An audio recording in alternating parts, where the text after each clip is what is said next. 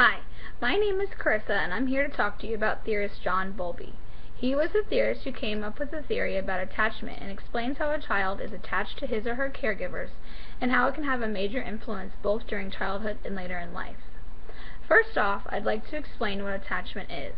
Attachment is a special emotional relationship that involves an exchange of comfort, care, and pleasure with the caretaker. John Bowlby believed that there were 4 characteristics of attachment.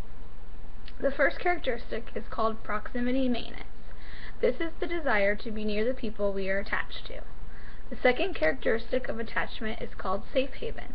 This is when a child is able to return to the caretaker who they are attached to for comfort and safety, as well as when they face fear or threat.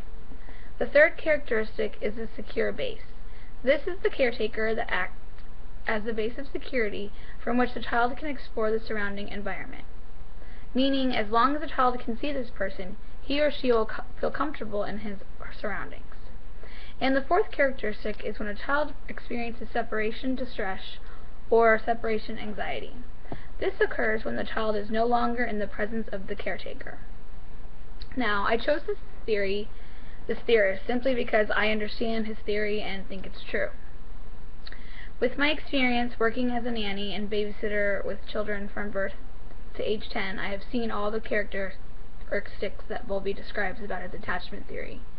Usually when it's time to transition a child from his or her parents to myself, who's stepping in as the caretaker, I often see the anxiety the children go through, especially if I am someone who they don't see very often. Myself being a nanny for the same family for the past 6 years, I often see the child making sure I'm in plain sight, whether it be at the park or another kid-friendly place. This is where I would be considered the secure base, as Bowlby describes in his third characteristic of attachment theory.